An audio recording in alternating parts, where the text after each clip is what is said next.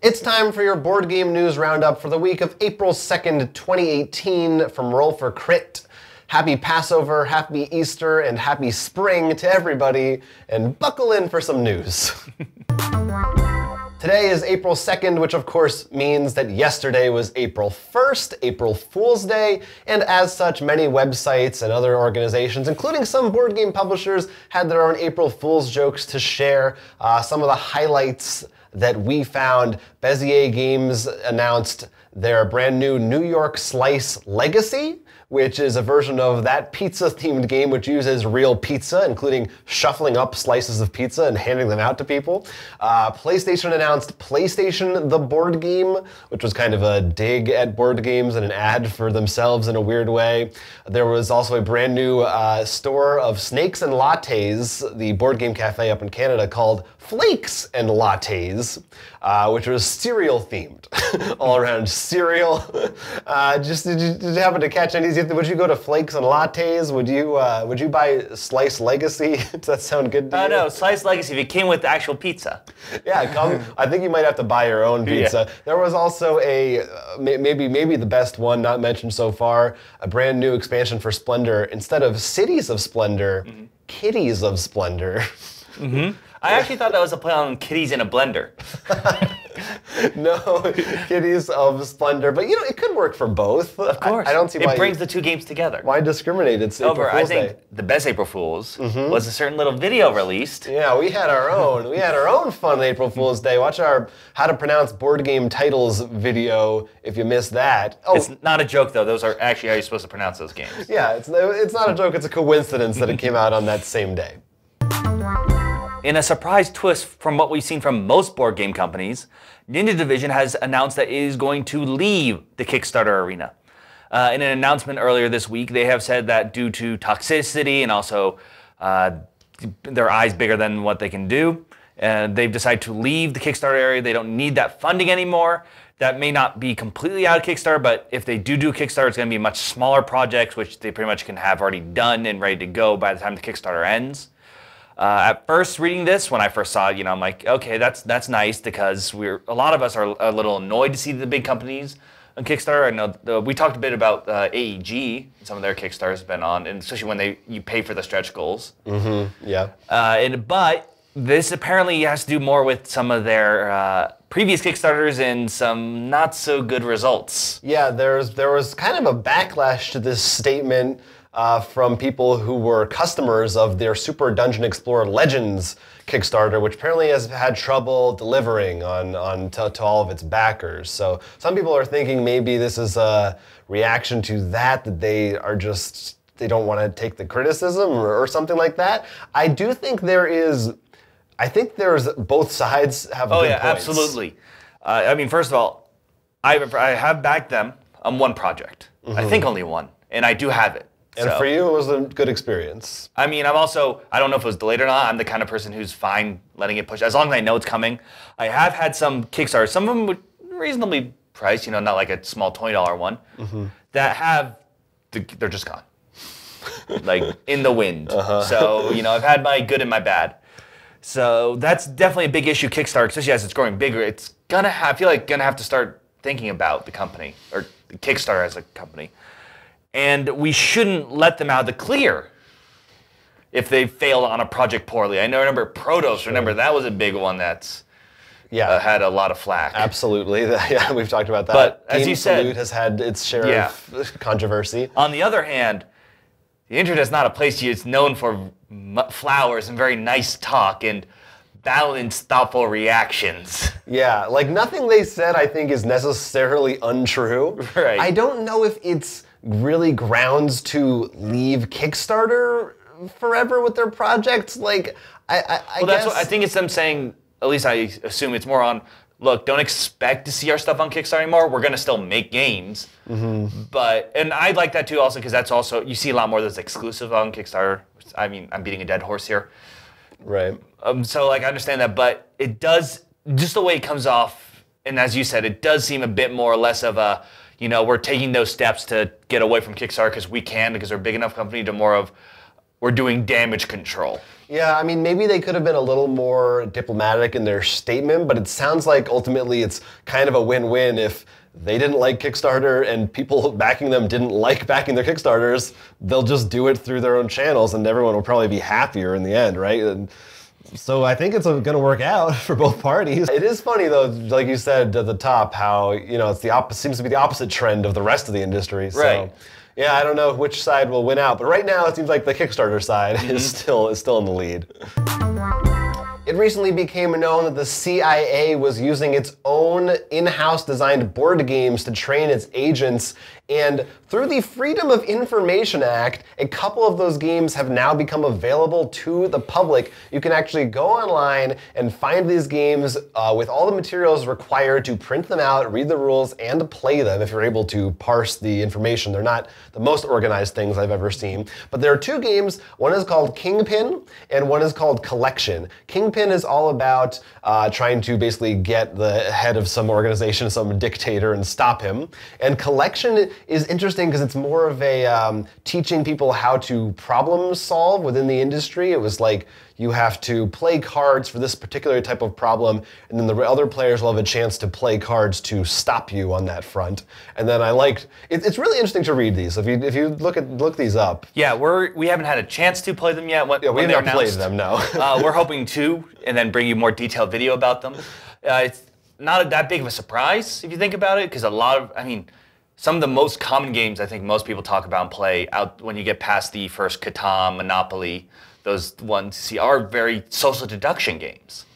So the idea of using a board game I don't think is too far-fetched, and because as you just said, you can print and play, it's a lot cheaper to develop. Yeah, no, it's a kind of crazy thing, but it does make sense as an educational tool, just like anything else, like any kind of thought exercise or just quiz of what do you do in this situation. I'm surprised we aren't hearing families freak out like, if my kid, is he learning to kill everyone and be the next sniper or something, Yeah, but it is, I skimmed through like video games or something. Right, I skimmed through some of the rule books, and it is really funny to see some of the notes of their process of designing these games, because they're not game designers, but seeing them like, oh, I need to add arrows to clarify this, or here's a variant mode you can play. I actually wouldn't be surprised. I mean, these are obviously made for CI, but there could be ones that are like, you know what, this is close enough or good enough to teach what we want, like buy 5 boxes of Pandemic. Like, I wouldn't be surprised if they have something. And to mod it, maybe. I mean, I just literally said Pandemic for an example. Right. But the idea of, because right now, as we said earlier in our story with Kickstarter and stuff, we have games covering everything. Yeah. We have a game about cleaning up dog poo. if we're able to hit that point, there's a lot out there. Listen, if you're in the CIA or not, let us know and check out these games. Monopoly is trying really hard to bring you new games of Monopoly that aren't just Monopoly with a different face.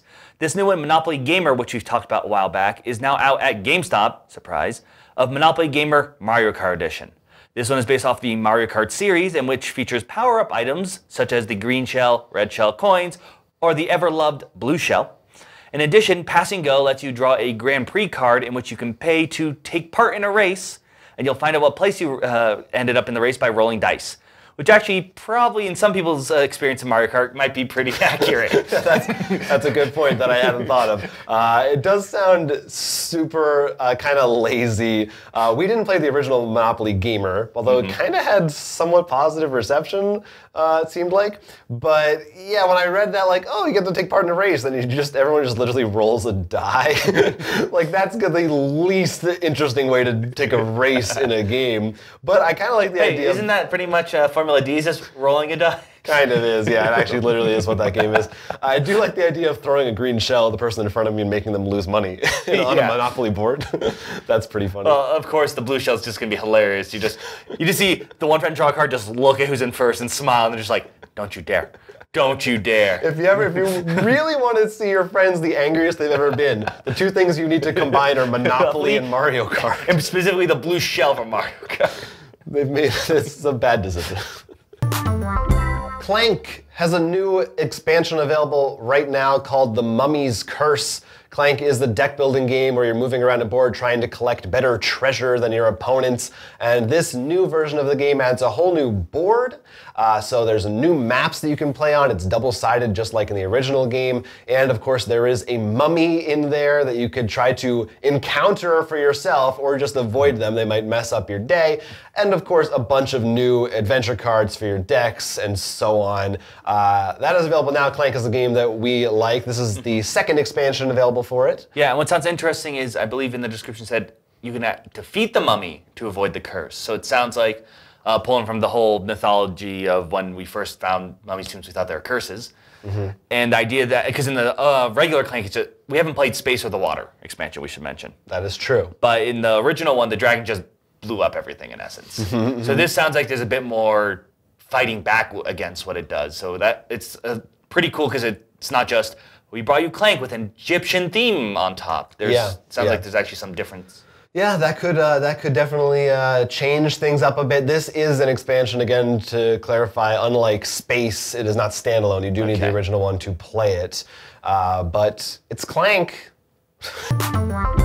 The popular Sherlock Holmes game is getting an expansion, Sherlock Holmes Consulting Detective, Carlton House, and Queen's Park. This actually pulls from cases from old out-of-print expansions and gives 2 new locations in the title, Carlton's House and Queen's Park. In addition, it comes with one of the longest cases ever, one which says it takes 3 days. I don't know whether do they mean actual days or? I don't know. It's a good question. Depends on how serious you are into role-playing.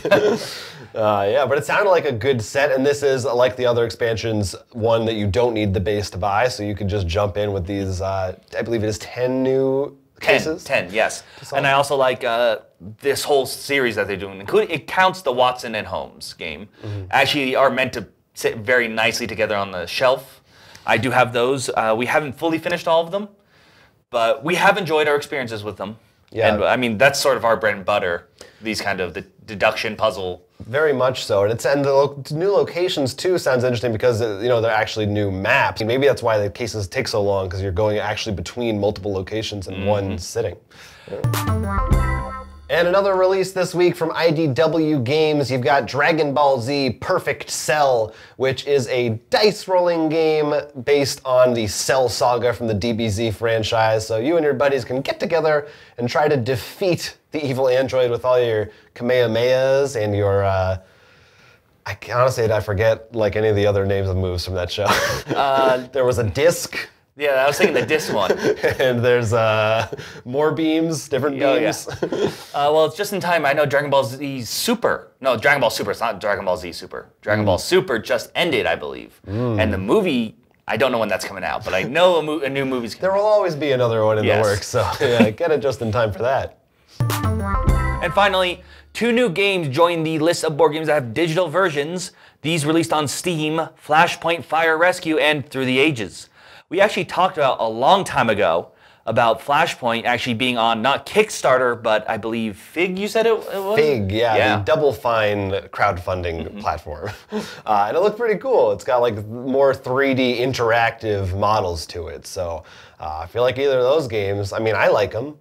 Well, maybe if I had played them, I'd like them. But it's definitely something to always keep an eye on, as we've said, with the whole digital scene coming up, especially VR, which makes it much more tactile and stuff. Yeah. Definitely worth checking it out. Yeah, there's a lot going on. Hey, I think that's going to do it for our news this week. Yeah, I think so too. Let us know if you were involved in any of these stories, whether you bought some of the digital games. Maybe you were one of those backers that were a little sour about their Kickstarter. Let us know in the comments down below. Until then, I'm Will. I'm Jonathan. And this has been Roll for Crit News. Don't forget to like and subscribe and leave some comments down below. Yeah.